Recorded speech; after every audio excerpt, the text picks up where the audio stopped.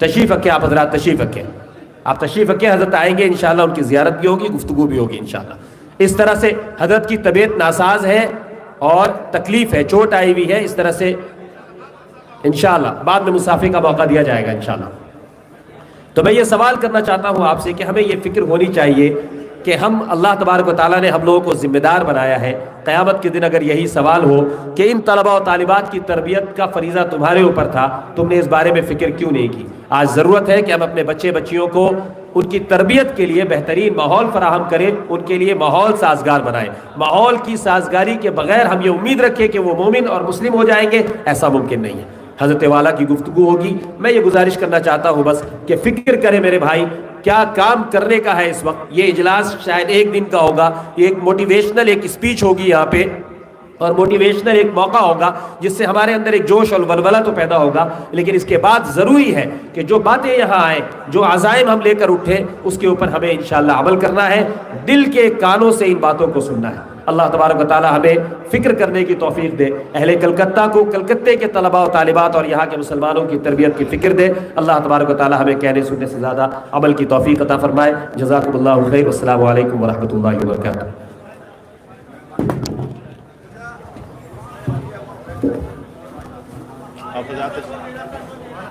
حضرت تشریف رکھیں، حضرت کی طبیعت ناساز ہے، کرم فرمائیے تاریخ کے حق کے علالت اتباع کے باعث کی اتنی بڑی مسافت طے کر کے تشریف لائے، ابھی فوراً 1 گھنٹے کے بعد حضرت کو واپس کی جانا ہے۔ حضرت الاستاذ، استاد الاساتذہ اور ملک کے عظیم ترین ادارہ جامعہ اسلامیہ مادر علمی دارالعلوم دیوبند کے ممتاز استاد حدیث، آپ حضرت جو ہے اپنی اعلیٰ اقدار، خوش خلقی، بے پناہ شوق و شفقت اور مودت اور محبت کے باعث اللہ نے پورے ملک میں، بیرون ملک بھی عجیب پذیرائی اور مقبولیت عام عطا فرمائی ہے۔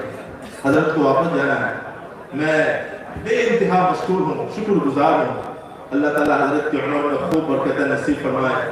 آپ تشریف لائے، اللہ تعالیٰ کو صحت اور عافیت کے ساتھ لمبی عمر عطا فرمائے بلا تمہید کے۔ میں حضرت الاستاذ سے بڑے ادب کے ساتھ، بڑے احترام کے ساتھ گزارش کرتا ہوں، اپنی بشاشت سے جب تک ہو سکے حضرت ہمیں قیمتی بیانات سے مستفید فرمائے۔ اور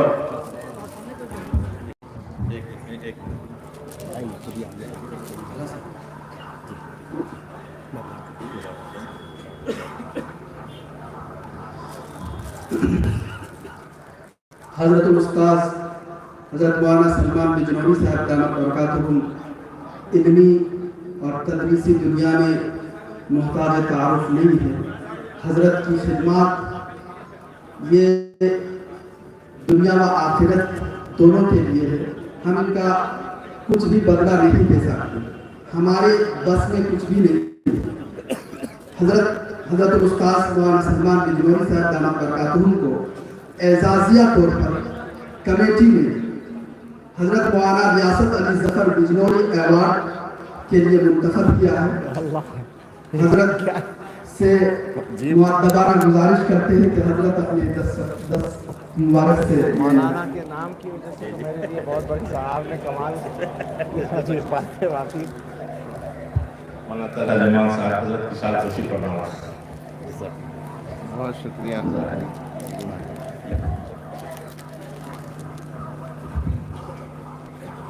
اب حضرت سے ہم خاموشی سے مستفید ہیں۔ بشاشت اور کچھ بے پردگی کے انتشار سامان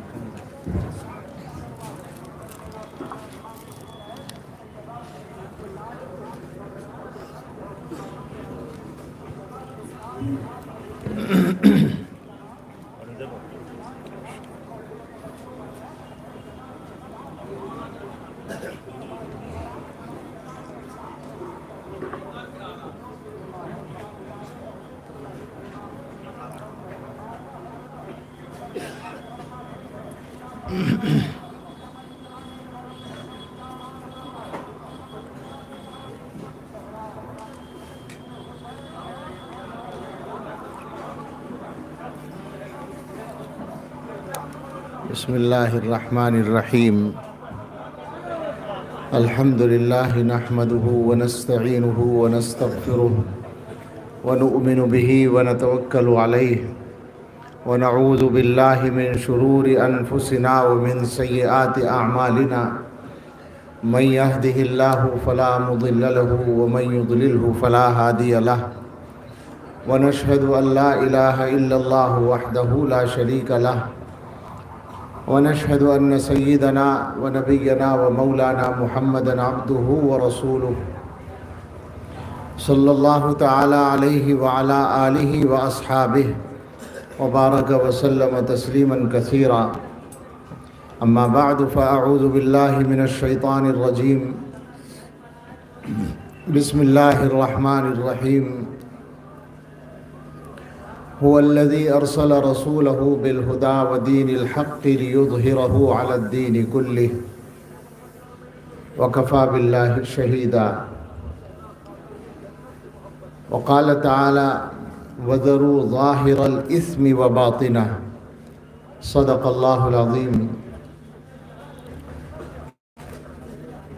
وعن أبي ذر رضي الله تعالى عنه عن رسول الله صلى الله عليه وسلم فيما يرويه عن الله عز وجل يا عبادي كلكم ضال إلا من هديته فاستهدوني أهدكم إلى آخر الحديث سبحان ربك رب العزة عما يصفون وسلام على المرسلين والحمد لله رب العالمين اللهم صل على سيدنا محمد وعلى آل سيدنا محمد مبارك وسلم اللهم صل على سيدنا محمد وعلى آل سيدنا محمد مبارك وسلم اللهم صل على سيدنا محمد وعلى آل سيدنا محمد مبارك وسلم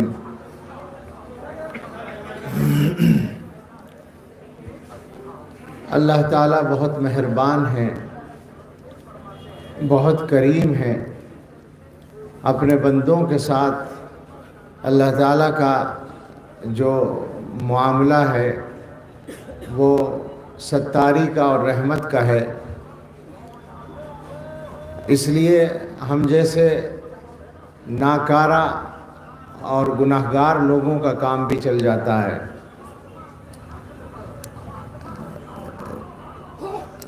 جس جلسے میں حضرت مولانا مفتی شکیل منصور صاحب دامت برکاتہم جیسے صاحب نظر عالم موجود ہوں اور حضرت مولانا ابو طالب رحمانی صاحب دامت برکاتہم جیسے عالم و خطیب اور دیگر یہاں علماء جو تشریف رکھتے ہیں، جن میں بہت سے مجھ سے عمر میں چھوٹے ہیں لیکن علم کے اعتبار سے وہ بھی سب قابل قدر و احترام ہیں، ایسے پروگرام میں میری حاضری میرے لیے سعادت ہے۔ اور صحیح بات یہ ہے کہ یہ چیز دیکھنے کے علاوہ اپنی ذات پر جب نظر جاتی ہے تو بولنے کی ہمت اندر سے نہیں ہوتی، لیکن یہ بھی بتایا گیا کہ عمل اگر کوئی نہیں کر پاتا اسے بھی بولنا چاہیے، صحیح بات بولنی چاہیے، کم سے کم یہی ایک عمل ثواب کا ہو جائے۔ تو اس پر خواہی نخواہی عمل ہو ہی جاتا ہے، بولنا پڑتا ہے، حکم ملتا ہے، حکم کی تعمیل کرنی پڑتی ہے۔ ہندوستان کے اندر رہنے والے مسلمان جب کہیں جمع ہوتے ہیں تو ان کے ذہنوں میں، خاص طور سے جہاں کوئی بڑا مجمع ہو، بڑے علماء ہوں، تو ان کے ذہنوں میں بہت سے موضوعات آتے ہیں کہ ان چیزوں پر بات ہونی چاہیے، حالات پر بات ہونی چاہیے۔ حالات پر بات کرنا اپنی جگہ ایک ضرورت بھی ہے، اور یہاں جو علماء ہیں مولانا شکیل صاحب، مولانا رحمانی صاحب وغیرہ، وہ یقیناً حالات کے اعتبار سے نہایت مفید چیزیں ان کی زبان سے نکلیں گی اور وہ بیان کریں گے۔ مگر مجھے تو زیادہ حالات کی خبر نہیں ہے، البتہ جی یہ چاہتا ہے کہ اپنے بھائیوں سے اپنے ذاتی حالات کی بات کی جائے، اس لیے کہ قرآن و حدیث سے معلوم ہوتا ہے کہ دنیا کے حالات اصل میں ہمارے ذاتی حالات کا نتیجہ ہوتے ہیں۔ وما اصابکم من مصیبت فبما کسبت ایدیکم ویعفو عن کثیر، جو کچھ بھی حالات آتے ہیں وہ تمہارے اعمال کا بدلہ ہوتے ہیں، جبکہ اللہ تعالیٰ بہت سے اعمال کو معاف بھی کر دیتے ہیں۔ یہ قرآن میں ہے، کوئی ادھر ادھر کی بات نہیں ہے، بہت صحیح اور مضبوط اور 100% سچی بات ہے۔ تو اصل یہ ہے کہ ہم لوگ اس طرح کے پروگرام سے یہ فائدہ اٹھائیں کہ اپنے آپ کو بدلنے کی فکر کریں۔ ہو سکتا ہے کچھ لوگوں کو یہ بات عجیب لگے، مگر میں سیدھے سادے انداز میں آپ سے یہ کہوں گا کہ یہ ہمارے جلسے ہوتے ہیں اور بڑے بڑے پروگرام ہوتے ہیں، بڑے اچھے اچھے بیانات ہوتے ہیں، عموماً جو نتیجہ سامنے آتا ہے وہ یہ ہوتا ہے کہ جیسے ہم پروگرام سے پہلے تھے ویسے ہی بعد میں بھی رہتے ہیں، ہماری زندگی میں اس کا کوئی اثر نظر نہیں آتا۔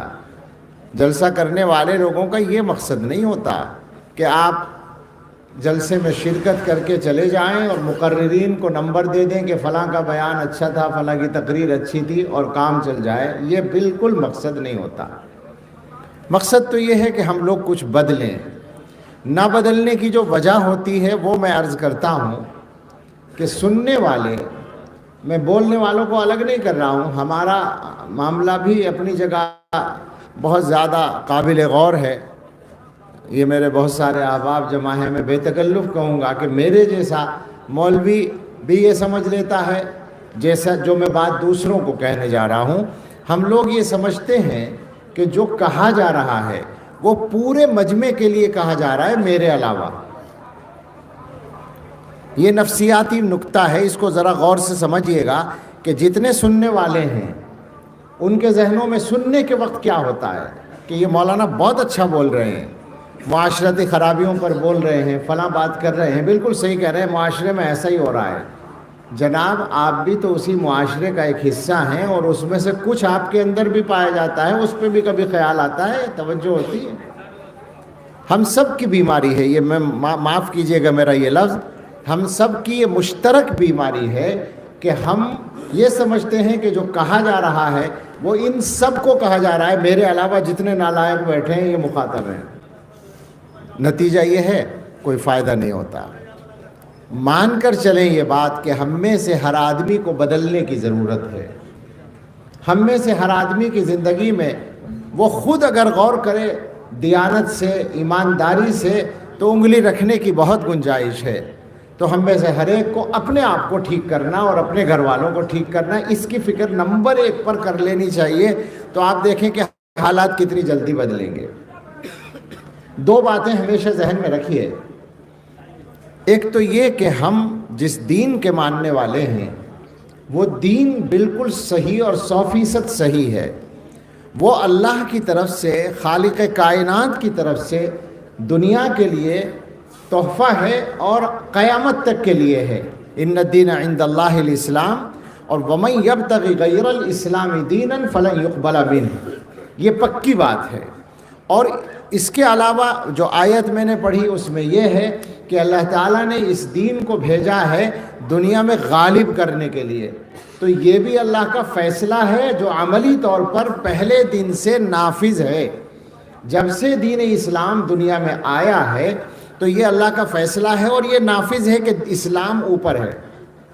یہ دعویٰ نہیں ہے زبردستی کا، اور اس زمانے کی دنیا میں تو کوئی ایک لفظ آپ کہیں بیٹھ کر بولتے ہیں تو وہ ساری دنیا میں پہنچتا ہے، تو کوئی کمزور بات کہنے کی گنجائش بھی نہیں رہی ہے۔ ہم وہی بات کہہ سکتے ہیں جس کو ثابت کر سکتے ہوں، اس کے علاوہ کوئی موقع نہیں ہے۔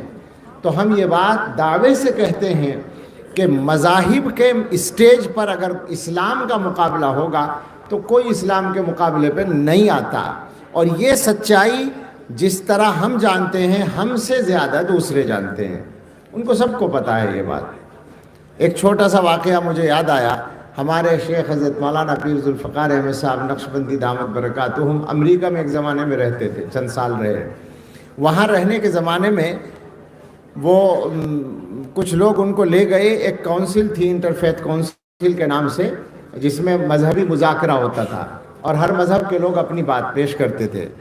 تو ہر مہینے غالباً اس کی میٹنگ ہوتی تھی اور ہر میٹنگ میں اگلی میٹنگ کا ایجنڈا بھی طے ہوتا تھا۔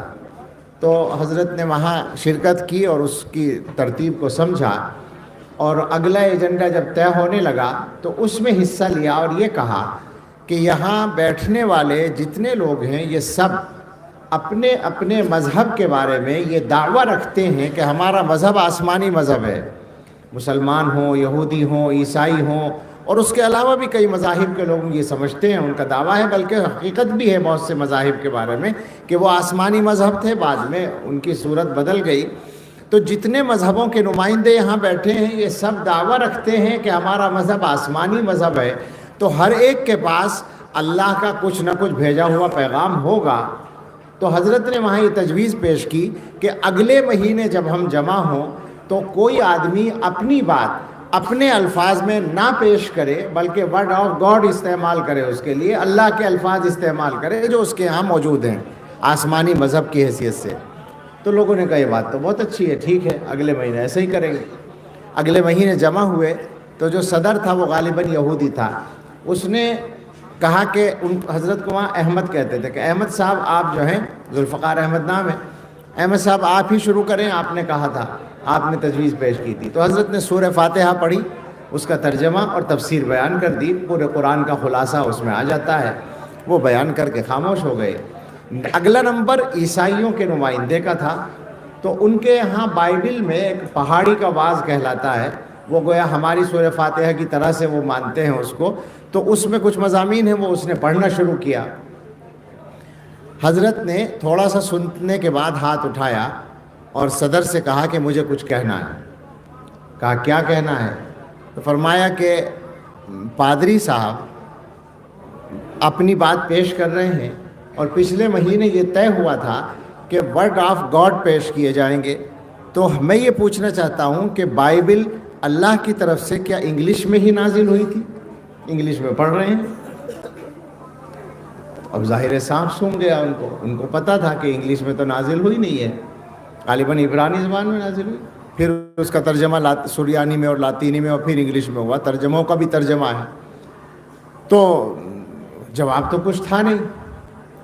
اچھا، وہ جو صدر تھا اسے پتہ تھا کہ اب میرا نمبر بھی آئے گا توریت کا، تو اس نے بس اسی مرحلے پر شکست تسلیم کر لی۔ اس نے کہا کہ ہم یہ بات مانتے ہیں اور اس کا اعلان کرتے ہیں کہ دنیا میں کوئی قوم اگر یہ دعویٰ کر سکتی ہے کہ اس کے پاس ورڈ آف گاڈ محفوظ ہے تو وہ مسلمان ہیں، جن کے پاس قرآن کی شکل میں اللہ کے الفاظ ہیں، اور کوئی قوم یہ دعویٰ نہیں کر سکتی۔ یہ سچی بات ہے، بالکل یہ حقیقت ہے۔ تو میں نے یہ عرض کیا تھا شروع میں کہ اپنے حالات بدلنے کے سلسلے میں دو باتیں تو الگ سے یاد رکھیے۔ ایک تو اسلام جو ہمارا مذہب ہے اسے نہ کوئی خطرہ ہے نہ کوئی وہ کمزوری ہے اس کے اندر، اسلام کو کہیں کوئی خطرہ نہیں ہے۔ ہم آپ سے صاف کہتے ہیں کہ اسلام پر کوئی حملہ کرتا ہے یا قرآن پر تو ہمیں کوئی ڈر نہیں لگتا، اس لیے کہ کوئی بگاڑ نہیں سکتا کچھ بھی۔ یہاں تک کہ حضرت محمد الرسول اللہ صلی اللہ علیہ وسلم کی ذات اقدس کی شان میں بھی اگر کوئی گستاخی کرتا ہے شان میں تو تکلیف تو بہت ہوتی ہے، ڈر بالکل نہیں لگتا، اس لیے کہ کیا بگاڑ لے گا حضور کا، آسمان پر تھوکا ہوا اپنی منہ پہ آئے گا۔ لیکن جب یہ مسلمان جو اللہ اور اسلام اور محمد صلی اللہ علیہ وسلم کو ماننے والے لوگ ہیں، ان پر کوئی بات آتی ہے تو ڈر لگتا ہے، اس لیے کہ ان کے مضبوط ہونے کی جو شرط تھی وہ اس وقت پائی نہیں جا رہی۔ ان کے مضبوط ہونے کے لیے شرط تھی کہ ان کا تعلق اپنے اللہ سے اور اپنے مذہب سے مضبوط ہو۔ ان کیا ہے وہ وَأَنْتُمُ الْأَعْلَوْنَ إِن كُنْتُم مُؤْمِنِينَ، یہ شرط اب نہیں پائی جا رہی، لہٰذا یہ خطرے میں ہے، مسلمان خطرے میں ہے، اسلام خطرے میں نہیں ہے۔ اچھا، مسلمانوں کی بھی جان خطرے میں نہیں ہے، اصل ایمان کا مسئلہ ہے۔ یہ بات سمجھ لیں اچھی طرح سے۔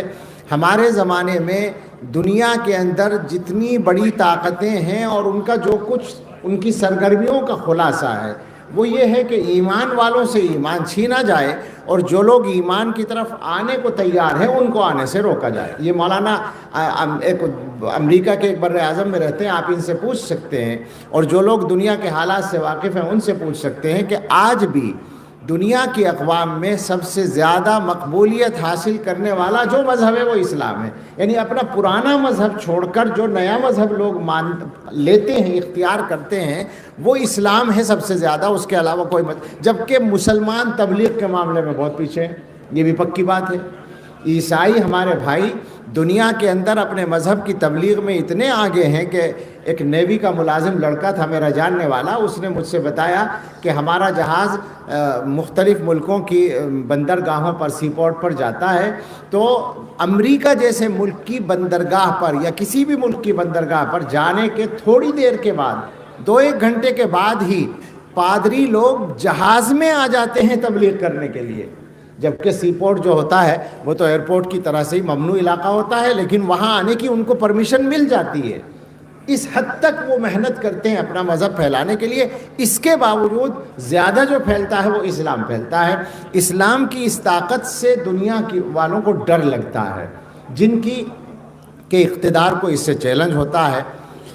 تو اسلام کو کوئی خطرہ نہیں، مگر مسلمانوں کا جو معاملہ ہے وہ یہ ہے کہ وہ مسلمانوں کے ایمان کو نشانہ بناتے ہیں۔ وہ چاہتے ہیں کہ رسول اکرم صلی اللہ تعالیٰ علیہ وسلم نے جو مسلمانوں کو ایک پیمانہ دیا تھا، حضور نے ایک معیار دیا ہے، تم مسلمان ہو، لیکن مسلمان ہونے کا جو گویا کہنا چاہیے جو معیار کہیں گے، اس کو کیا کہیں گے معیار کی انگلش، پیمانہ کہہ لو، جو درجہ اللہ تعالیٰ چاہتے ہیں وہ یہ ہے کہ ذاق طعم الایمان من رضی باللہ ربا وبالاسلام دینا وبمحمد رسولا۔ وہ آدمی ایمان کا ذائقہ چکھ لیتا ہے جو اللہ کو اپنا رب اور اسلام کو اپنا مذہب اور حضرت محمد صلی اللہ علیہ وسلم کو اپنا پیغمبر مان کر راضی ہو، مطمئن ہو۔ راضی اور مطمئن ہونے کا کیا مطلب ہے؟ آپ نے ایک کپڑا بنایا، اپنی پسند سے بنایا، وہ آپ ٹیلر نے اچھا بنا کر دیا، سی کر دیا، آپ نے پہنا، وہ اچھا لگ رہا ہے آپ کو۔ اب کوئی کہے کہ صاحب اس کو بدل دو، تو آپ کہیں گے بھئی یہ تو آج کے لیے میں نے خاص طور سے ڈریس تیار کرائی تھی، عید کے لیے، شادی کے لیے، فلاں کے لیے، اور بہت پسند ہے مجھے، میں کیوں اس کو بدل دوں؟ جب آپ اس سے راضی ہوتے ہیں، جب آپ اس پر مطمئن ہوتے ہیں تو بدلنے کے لیے تیار نہیں ہوتے۔ اسلام کو مذہب ماننے کے بعد، اللہ کو رب ماننے کے بعد، حضرت محمد صلی اللہ تعالیٰ علیہ وسلم کو رسول ماننے کے بعد، دنیا کی طاقتیں چاہے جو کوشش کر لیں، مسلمان کو اس جگہ ہونا چاہیے کہ میں پوری طرح مطمئن ہوں اپنے مذہب پر، مجھے غور ہی نہیں کرنا، مجھے اس پر سوچنا ہی نہیں ہے۔ لیکن میرے بھائیوں، پریشانی کی بات یہ ہے کہ آج یہ ہو رہا ہے کہ ہم سوچنے لگے ہیں، خاص طور سے جو ہمارے پڑھے لکھے لوگ ہیں۔ جاہلوں کا ایمان اتنا خطرے میں نہیں ہے، یاد رکھیے گا، معاف کیجئے گا، میں یہ نہیں کہہ رہا کہ جہالت کی حمایت کر رہا ہوں، میں یہ کہہ رہا ہوں کہ تعلیم کے ساتھ جو خطرے آ رہے ہیں ان سے بچنے کی کوشش کریں۔ یہ حضرات تعلیم پر بات کریں گے، مگر میں تو بے علم آدمی ہوں۔ ایک جاہل آدمی کا قصہ میں نے اپنے بڑوں سے سنا ہے کہ جنگل میں وہ ہل چلا رہا تھا، زمین جوت رہا تھا، تو ایک عالم نے اس کو دیکھا اور اس سے پوچھا کہ تم مسلمان ہو، اللہ کو ایک مانتے ہو؟ کہنے لگا جی بالکل اللہ کو ایک مانتا ہوں۔ کہنے لگے کیوں مانتے ہو؟ کیا دلیل ہے تمہارے پاس کہ اللہ ایک ہے؟ اس نے کہا دلیل یہ ہے کہ اگر دوبارہ تم یہ بات کہو گے تو یہ حل تمہارے سر پہ مار دوں گا، یہ دلیل ہے۔ تو آپ سوچیں کہ ایسے آدمی کے ایمان کو کیا خطرہ ہو سکتا ہے۔ لیکن ہم آپ سے بتائیں کہ ہم یونیورسٹی کے اندر انجینئرنگ کالج کے معزز اسٹوڈنٹ ہیں، لا کالج کے اسٹوڈنٹ ہیں، میڈیکل کالج کے اسٹوڈنٹ ہیں، اور صاحب ہم ڈاکٹریٹ کر رہے ہیں، پی ایچ ڈی کر رہے ہیں، اور ہمارا پروفیسر ہم سے بات کرتا ہے اس موضوع پر کہ اللہ موجود ہے یا نہیں، اور ہم اس کی بحث میں شریک ہیں، اور کچھ دنوں کے بعد ایتھسٹ بن رہے ہیں، ملحد بن رہے ہیں۔ یہ میں کوئی الزام نہیں لگا رہا ہوں، مجھ سے زیادہ آپ جانتے ہوں گے۔ یونیورسٹیوں میں جائیے، جو ڈگری کے ڈپارٹمنٹ ہیں، جو شعبے ڈگری والے ہیں، اوپر والے، وہاں جا کر دیکھیے تو آپ کو ملے گا کہ بڑی تعداد میں لوگ ایتھسٹ ہو رہے ہیں۔ خطرے میں پڑ رہا ہے ایمان، کہاں سے آ رہا ہے؟ اور اب تو یہ انٹرنیٹ کی وجہ سے یہ خطرہ صرف تعلیم گاہوں تک محدود نہیں رہا. یہ بات پہلے تھی کہ تعلیم گاہوں سے ایمان کے لیے خطرات آتے تھے. ہم تو سمجھے تھے کہ لائی کی فراغت تعلیم کیا خبر تھی کہ چلائے گا الحاد بھی ساتھ، یہ کہہ چکے ہیں بڑے ہمارے. لیکن اس زمانے میں اس کی بھی ضرورت نہیں رہی. ہماری جیب میں وہ راستہ آ گیا ہے کہ سب اپنی خرابی اور گندگی ہمارے دماغوں میں آسانی کے ساتھ اونڈیل سکتے ہیں. چنانچہ میں جانتا ہوں ذاتی طور پر کہ علماء کے گھروں میں بھی الحاد آ رہا ہے. باپ عالم ہے اور بیٹا ملحد بننے جا رہا ہے. یہ واقعات ہیں، کوئی سنی سنائی باتیں نہیں ہیں، جو سچائی ہے وہ یہ ہے. تو اصل مسئلہ یہ ہے، انہی چیزوں پر غور کرنے کی ضرورت ہے کہ ہم کیسے بند باندھیں. اور یہ بات میں نے ایمان کی ہے. ایمان تو ایک آخری درجے کی دولت ہے، اس سے نیچے جو اعمال کا مسئلہ ہے خطرہ وہاں سے آتا ہے. ظاہر بات ہے کہ باندھ شروع میں نہیں ٹوٹتا، پہلے اس سے پہلے کی جو زمین ہے وہ دبتی ہے، اس کے بعد باندھ پر خطرہ آتا ہے. تو ایمان جو جا رہا ہے، مصیبت یہ ہے کہ وہ جو اعمال کی گڑبڑ ہے، دین پر چلنے کا مزاج بالکل نہیں ہے. کتنے مسلمان ہیں جو نماز پڑھتے ہیں؟ بھئی یہی تو ہے مولانا ابو طالب رحمانی جو کہتے ہیں کہ میں نے باقاعدہ سروے کیا ہے، میں نے تو ان کے حوالے سے کئی جگہ بیان کیا، میں نہیں جانتا ہے، لیکن مولانا بتائیں گے کہ کیا حقیقت ہے کہ پابندی سے 5 وقت کی باجماعت نماز پڑھنے والے مسلمانوں کی تعداد 2% ہے. یہ مولانا کہتے ہیں. آ گئے یا نہیں؟ آ رہے ہوں گے. تو ان سے پوچھ لیجئے گا. میرے جیسا رجائی قسم کا آدمی، یعنی امید رکھنے والا آدمی 10% کر لیتا ہے اس کو گھٹا بڑھا کے کہ نہیں کچھ اور بھی ہوں گے اس طرح کے پابندی کرنے والے. تو چلو 10% مان لو. 90% مسلمان تو اللہ کی بارگاہ میں کھڑے ہونے کے بعد پہلے سوال کا جواب دینے کے لیے تیار نہیں ہے. اول ما یحاسب بہ العبد یوم القیامۃ الصلاۃ. پہلا سوال نماز کے بارے میں ہوگا. کیا جواب دیں گے مسلمان؟ کیا بات ہے آخر؟ اور یہ امید کرتے ہیں اور دعوے کرتے ہیں، بلکہ تمنائیں رکھتے ہیں کہ اللہ کی مدد کیوں نازل نہیں ہوتی. اور گھروں کا حال جو ہمارا ہے وہ ہمیں پتہ ہے. اگر ہم بھی نمازی ہیں تو بچے نمازی نہیں ہیں. بچوں کے بارے میں روزی روٹی، شادی بیاہ، روزگار، 3 چیزوں کا انتظام ہو گیا. مکان، اگر بیٹا ہے مکان کا انتظام ہو گیا تو ہم سمجھتے ہیں کہ ساری ذمہ داریاں پوری ہو گئیں. جبکہ یہ ساری ذمہ داریاں 50 سال کے لیے، 60 سال کے لیے، 70 سال کے لیے. کتنے دنوں کے بعد مرنا ہے؟ کب تک جینا ہے؟ وہ مرنے کے بعد اس بچے کا کیا ہوگا؟ اس کی دنیا کو جنت بنانے کے لیے تو محنت کر لی، لیکن جنت میں جانے کا جب وقت آئے گا تو اس کو جہنم سے بچانے کے لیے کیا کیا آپ نے؟ بچیاں بے پردہ ہیں، باپ کے کانوں پر جوں نہیں رینگتی، بیوی بے پردہ ہے. مجھے تو جو گناہ کھلے عام کیے جاتے ہیں ان گناہوں میں احمقانہ جو کام سب سے زیادہ لگتا ہے وہ یہ بے پردگی ہے کہ وہ شوہر جس کی ذمہ داری ہے کہ وہ اپنی بیوی کی عزت کی مکمل حفاظت کرے، اور اگر کوئی بری نظر سے اس کی بیوی کو دیکھے تو شوہر کو وہ برا لگے، بلکہ شوہر اس سے باز پرس کرے یا موقع ہو تو لڑائی کرے. ہونا یہ چاہیے شوہر اگر صحیح معنی میں باغیرت اور مسلمان شوہر ہے. لیکن اکبر تو 100 برس سے زیادہ ہو گئے، وہ کہہ گئے تھے کہ میاں بی بی خدا کے فضل سے بی بی میاں دونوں مہذب ہیں، انہیں غیرت نہیں آتی، انہیں غصہ نہیں آتا. اس وقت بھی یہی ہے، آج بھی یہی ہے. کیا بات ہے آخر؟ یعنی بیوقوف آدمی جس کو بیوی کی حفاظت کرنی تھی وہ خوش ہو رہا ہے بیوی کو ساتھ میں لے کر چل کر کہ میری بیوی دوسرے لوگوں کو اچھی لگ رہی ہے. بتاؤ یہ ذہن یہی ہو رہا ہے یا نہیں ہو رہا ہے؟ کیوں لے کے چل رہا ہے تو بے پردہ؟ اس کا مطلب یہ کہ دوسروں کو دکھا کر تجھے اچھا لگ رہا ہے. بے غیرتی کی اور حماقت کی ملی جلی جو چیز بنے گی اس کا نام یہ ہے، میں یہ سمجھتا ہوں. تو آپ یعنی میں سارے گناہوں پر بات نہیں کر سکتا اس وقت میں، لیکن جب گناہوں کا تذکرہ آ گیا تو 2-3 باتیں اور کہے بغیر نہیں رہا جاتا. ہندوستان میں تو کم سے کم اکثر علاقوں میں جانا ہوتا ہے. 3-4 چیزیں ایسی ہیں جنہوں نے تباہ کر رکھا ہے مسلمانوں کو، اور میں آپ سے کے سامنے کہتا ہوں اگر آپ کے یہاں نہ ہو تو مجھے خوشخبری ضرور سنا دیجئے گا. ایک تو سودی قرضے ہیں، تو نہیں آپ کے یہاں؟ میں نے کوئی گاؤں بھی نہیں دیکھا مسلمانوں کا جہاں سودی قرضے نہ ہو. رونا آ جاتا ہے. اور معلوم ہے آپ کو کہاں تک بات پہنچ رہی ہے؟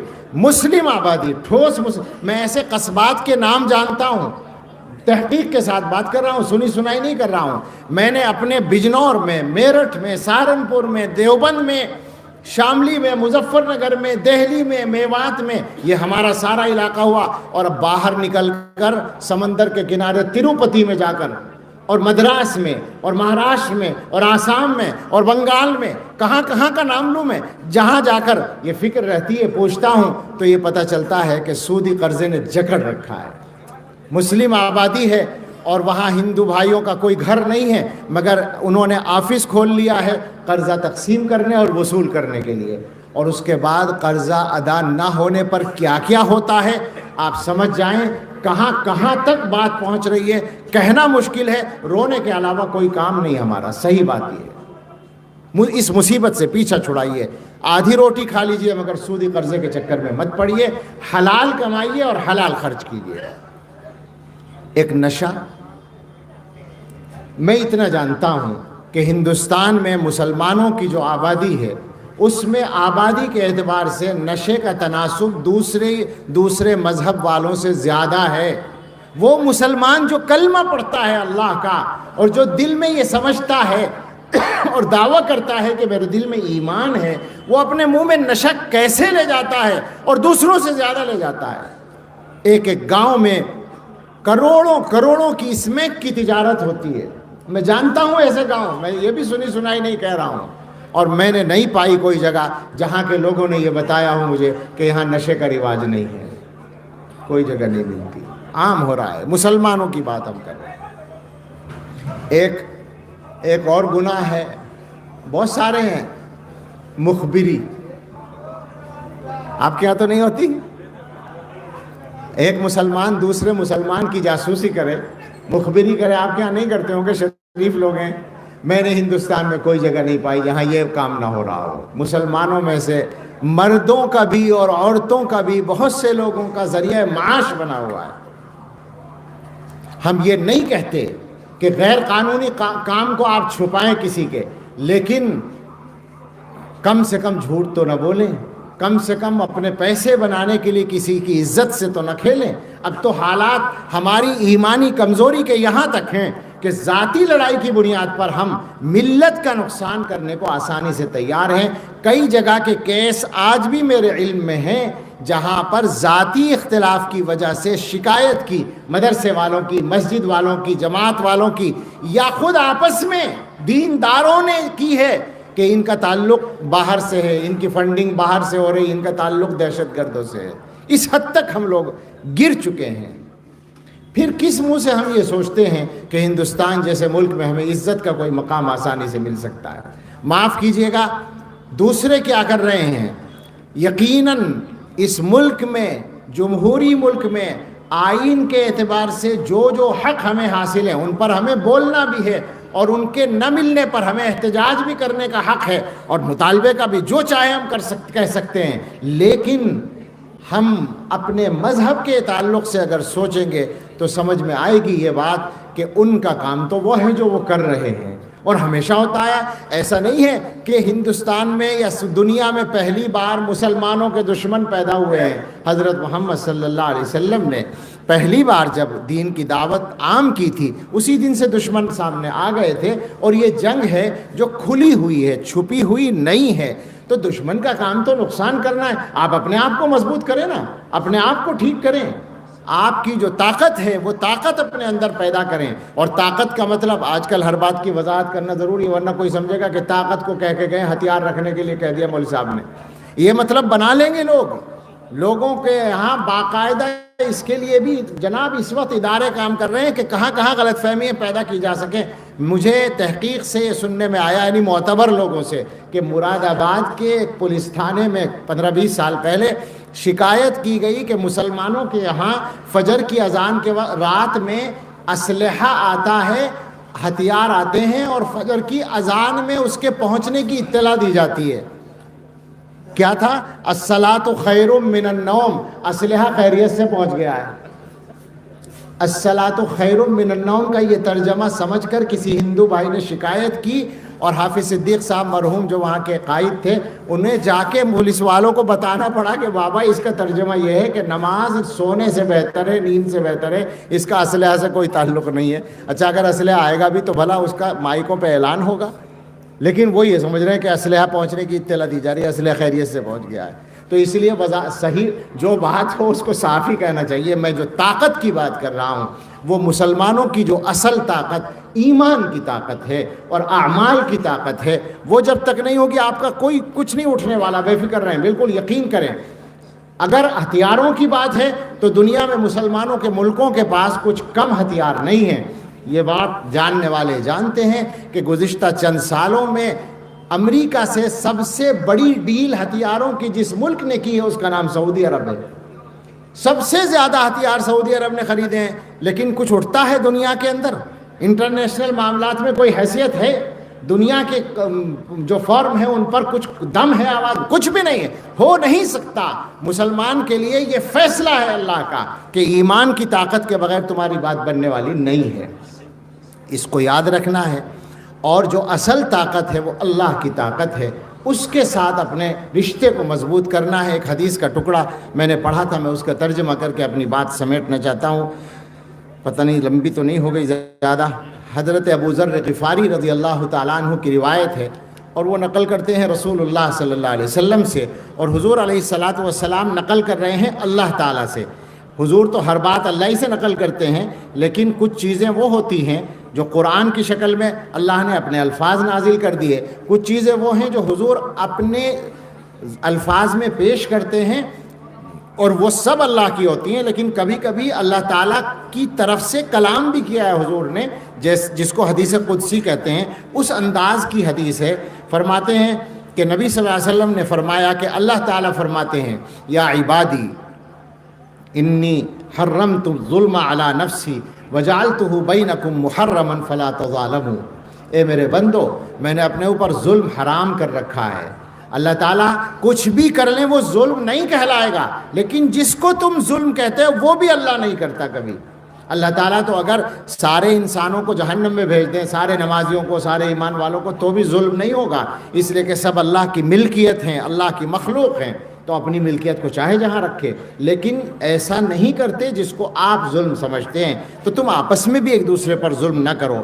اس کے بعد اللہ نے اپنی حیثیت، اپنی شان بندوں کو بتانا چاہا، یا عبادی کلکم ضال الا من ہدیتہ، اے میرے بندو تم میں سے ہر ایک گمراہ ہے سوائے اس کے جسے میں ہدایت دوں، فاستہدونی اہدکم، مجھ سے ہدایت مانگو میں تمہیں ہدایت دوں گا۔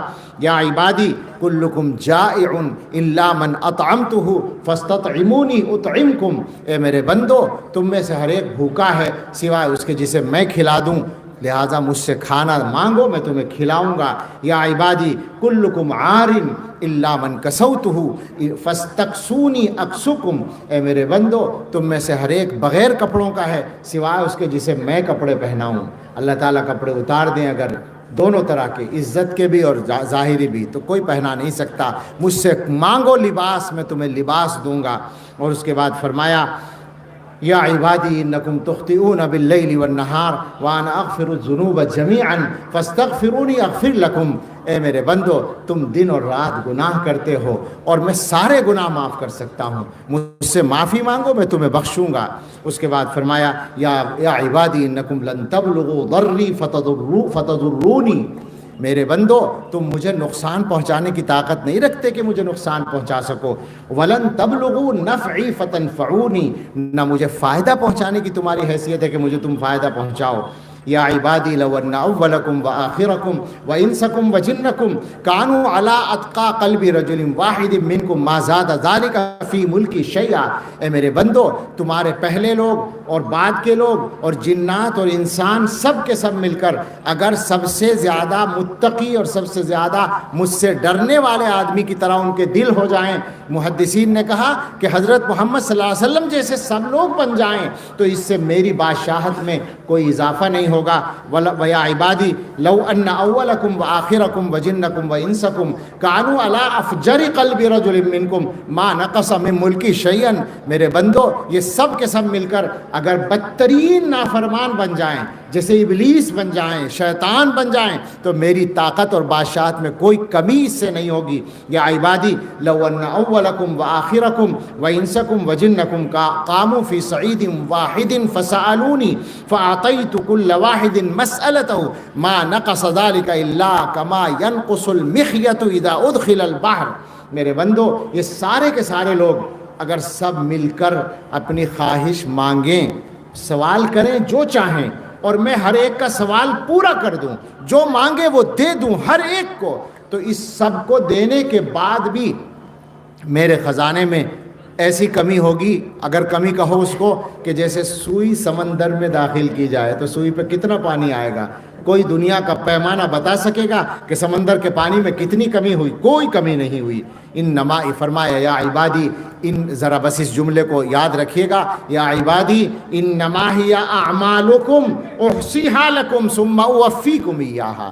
میرے بندو، یہ تمہارے اعمال ہیں، میں سارے اعمال کو محفوظ رکھتا ہوں اور پھر پورے کے پورے تمہیں واپس لوٹا دیتا ہوں۔ فمن وجد خیرا فلیحمد اللہ ومن وجد غیر ذلک فلا یلومن الا نفسہ۔ جو خیر پائے اللہ کا شکر ادا کرے، اور جو کوئی دوسری بات پائے تو اپنے آپ کو ملامت کرے۔ اللہ کی شان یہ ہے، اس اللہ سے اگر ہمارا رشتہ صحیح ہو جائے گا تو دنیا کی طاقتیں ہمارا کیا بگاڑ لیں گی۔ کوشش کیجئے کہ اس عظیم الشان جلسے کے بعد آپ میں سے ہر آدمی کی زندگی میں کچھ تبدیلی آئے، کچھ ضرور آئے، کم سے کم کچھ تو ضرور آئے۔ ہر آدمی کوئی ارادہ کر کے تو جائے کہ میری زندگی میں فلاں کمی چل رہی ہے، میں اس کو چھوڑوں گا، آج سے ہی میں چھوڑ دوں گا، اور علماء نے جو باتیں کہی ہیں میں ان پر عمل کروں گا۔ یہ ہم میں سے ہر ایک ارادہ کر کے جائے اور نیت کر کے جائے تو ہم سمجھیں گے کہ ہمارا یہ عظیم اجلاس واقعتاً عظیم رہا اور کامیاب رہا۔ اللہ رب العزت ان حضرات کو ہم سب کی طرف سے جزائے خیر عطا فرمائے، اور اس گناہگار کو بھی کسی کام کا بنا دے اور عمل کی توفیق دے۔ آمین وآخر دعوانا ان الحمدللہ رب العالمین۔ 4 منٹ لگیں گے، کچھ ہمارے علماء ہیں جنہوں نے محنت کی دستخط سے جو ہے تشہیر اور پھر میمورنڈم بنایا، جب تک ابو طالب الرحمانی صاحب لئی جلدی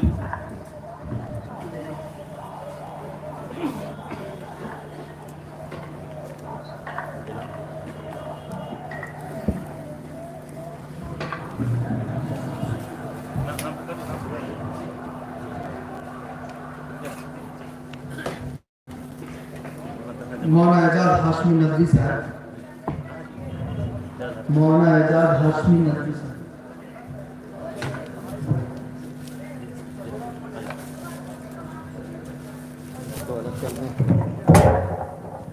حضرت مولانا ابو طلحہ جمال صاحب، حضرت مولانا ابو طلحہ جمال صاحب، ابو طلحہ جمال صاحب قاری ارمان نظر الحق جامی صاحب،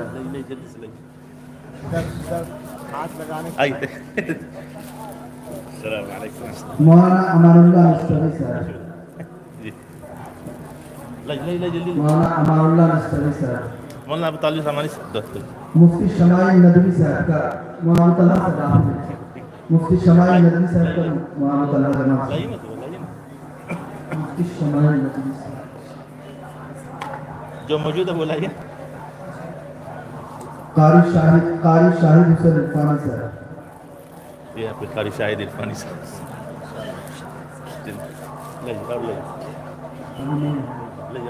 کون موجود ہے؟ ایک میرا ہاں امجد صدیقی صاحب ہمارے ناظم جلسہ، نہیں نا وہ محمد ہے نا امجد صدیقی، ارے اپنا ہی کھول دیا،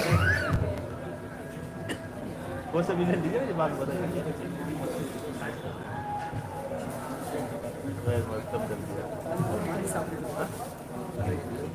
حضرت مولانا ابو طالب الرحمانی صاحب، اچھا ماشاءاللہ، جی حضرت مولانا ابو طالب الرحمانی صاحب، مولانا امجد صدیقی صاحب، امجد صدیقی صاحب ہمارے ناظم ہیں، اور جن کا عبد المعید مفتی عبد المعید صاحب قاسمی، مفتی عبد المعید صاحب نہیں ہے، چلیے اور کون ہو گیا؟ مفتی شکیل صاحب کا نہیں ہے؟ باللہ باللہ کہاں لائی نا آدمی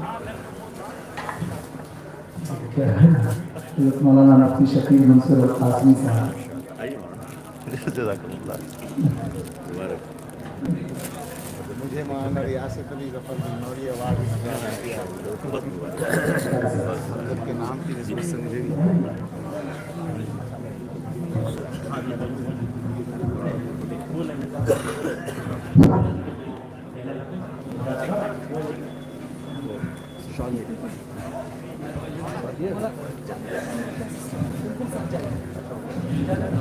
حضرات اب حضرت مولانا ابو طالب رحمانی صاحب رکن آل انڈیا مسلم پسندہ بورڈ تشریف فرما چکے ہیں. اب انشاءاللہ ان کا خطاب ہوگا اور آپ حضرات سے گزارش ہے کہ حضرت سے مصافحہ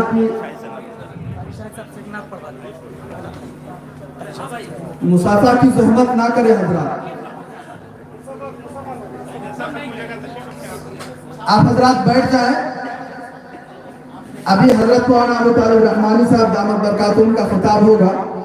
آپ حضرات بیٹھ جائیں. حضرت کی طبیعت ٹھیک نہیں ہے, آپ حضرات زحمت نہ دیں, بیٹھ جائیں اپنی جگہ پہ.